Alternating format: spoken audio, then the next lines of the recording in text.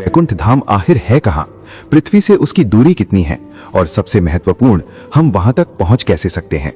ये कोई साधारण कहानी नहीं, बल्कि विज्ञान की सीमाओं को लांघकर अध्यात्म की अनंत गहराइयों में जाने वाला सफर है।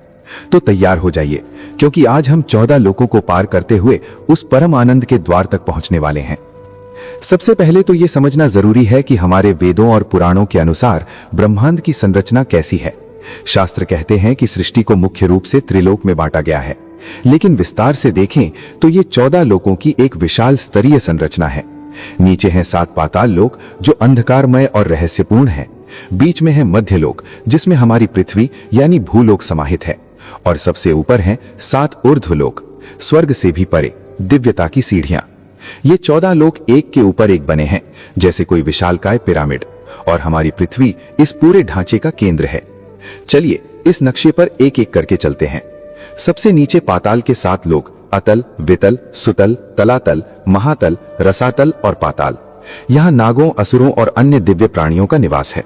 इनकी अपनी सुंदरता है, लेकिन ये भौतिकता और माया के गहरे प्रभाव में है। अब आते हैं मध्यलोक पर।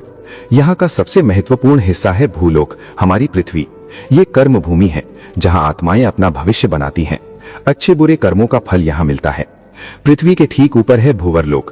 पुराणों के अनुसार ये वो स्थान है जहाँ सूर्य, चंद्रमा, तारे और ग्रहों का मंडल फैला हुआ है। शास्त्र कहते हैं कि भूवरलोक की दूरी पृथ्वी से लगभग 14 लाख योजन है। अगर एक योजन को करीब 12-13 किलोमीटर माने तो ये दूरी लाखों करोड़ों किलोमीटर तक फैल जाती है। आज के वैज्ञानिकों की नजर में भी ये सौर मंडल से परे का आयाम लगता है। भूवरलोक से ऊपर चढ़ते हैं तो मिलता है स्वर्गलोक, देवताओं के राजा इंद्र का राजमहल। यहाँ पुण्यात्माओं को उनके अच्छे कर्मों का फल मिलता है, अप्सराएं, कल्प वृक्ष, अमृत और दिव्य सुख। लेकिन याद रखिए, ये स्थायी नहीं है। जब पुण्य समाप्त होते हैं तो आत्मा फिर नीचे आ जाती है। शास्त्रों में इसकी दूरी भूवरलोक से लगभग 1 करोड़ योजन बताई गई है। स्वर्ग के आगे सफर और भी रहस्यमय हो जाता है। अब आता है महरलोक, महर्षियों और सिद्ध पुरुषों का लोक। यहाँ सप्त ऋषि जैसे ब्रह्म ऋषि निवास करते हैं। प्रलय के समय भी ये महान आत्माएं यहाँ शरण लेती हैं। फिर है जनलोक, जहाँ ब्रह्मा जी के मानस पुत्र सनक, सनंदन, सनातन और सनत कुमार जैसे महापुरुष रहते हैं। उसके ऊपर है तपोलोक, जहाँ तपस्वी महात्मा रहते हैं, जिन्होंने सारा सांसारिक मोह त्याग दिया है। इनकी तपस्या इतनी प्रबल है कि वे ब्रह्मांड की रचना और पालन में सहायक बनते हैं। और सबसे ऊपर है सत्यलोक, जिसे ब्रह्मलोक भी कहते हैं। ये हमारे भौतिक ब्रह्मांड का सबसे ऊंचा लोक है। यहाँ सृष्टि के रचयिता भगवान ब्रह्मा निवास करते हैं। शास्त्र कहते हैं कि सत्यलोक अन्य लोकों से करीब 12 करोड़ योजन ऊपर है, जो लगभग 1 अरब 47 करोड़ किलोमीटर की दूरी बनती है।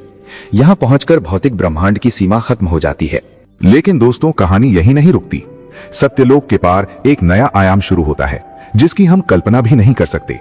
विष्णु पुराण और श्रीमद् भागवत महापुराण हमें बताते हैं कि हमारा ये पूरा ब्रह्मांड और इसके जैसे असंख्य ब्रह्मांड भगवान विष्णु की कुल शक्ति का सिर्फ 1/4 हिस्सा है, यानी 1 पाद विभूति।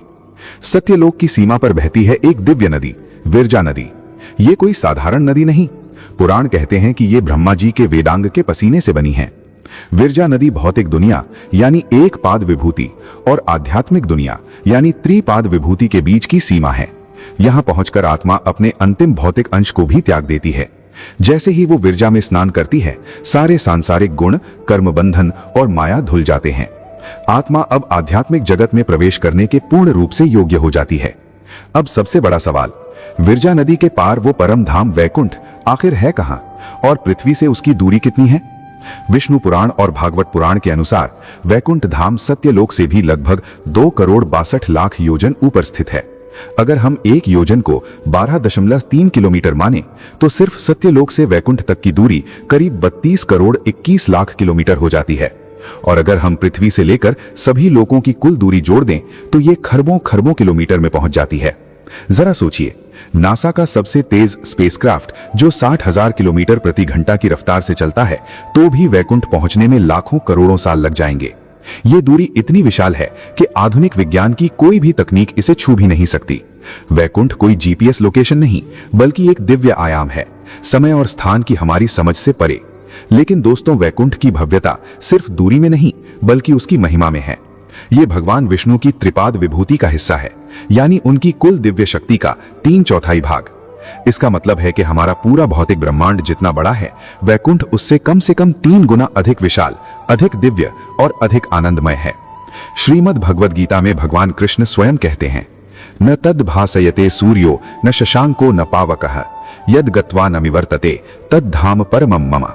अर्थात मेरे उस परम धाम को न सूर्य प्रकाशित करता है, न चंद्रमा, न अग्नि, वहां पहुंचकर कोई वापस नहीं लौटता। वहां करोड़ों सूर्यों से भी तेज प्रकाश है, लेकिन वो प्रकाश आंखों को नहीं चुभता, बल्कि शांत, ठंडा और हृदय को सुख देने वाला है। वैकुंठ में समय का कोई प्रभाव नहीं, वहां न बुढ़ापा है, न बीमारी, न मृत्यु। वहां के वृक्ष कल्प वृक्ष हैं जो हर इच्छा पूरी कर देते हैं। धरती दिव्य रत्नों और मणियों से बनी है। वहां के महलों में भगवान विष्णु अपनी पत्नी देवी लक्ष्मी, श्री देवी, भूदेवी और नीला देवी के साथ विराजमान रहते हैं। उनकी सेवा में 96 करोड़ दिव्य पार्षद सदैव तत्पर रहते हैं। वहां सिर्फ प्रेम है, सिर्फ आनंद है, सिर्फ शुद्ध भक्ति है। तो सवाल उठता है, इतने दूर इतने दिव्य धाम तक पहुंचा कैसे जाए? शास्त्रों का जवाब स्पष्ट है। यह सफर रॉकेट या स्पेसक्राफ्ट से नहीं, बल्कि आत्मा की शुद्धि से तय होता है, मोक्ष प्राप्त करके, आध्यात्मिक रूप से। 3 मुख्य मार्ग बताए गए हैं, ज्ञान योग, कर्म योग और भक्ति योग। ज्ञान योग में आत्मा और परमात्मा की एकता का बोध होता है। कर्म योग में बिना फल की इच्छा के हर कर्म भगवान को अर्पित करना। लेकिन कलयुग में सबसे सरल और प्रभावी है भक्ति योग, भगवान के प्रति अटूट श्रद्धा, निस्वार्थ प्रेम और समर्पण। कथाओं में आत्मा के अंतिम सफर का वर्णन बहुत सुंदर है। जब कोई आत्मा मोक्ष के योग्य बन जाती है तो भगवान के दूत आते हैं।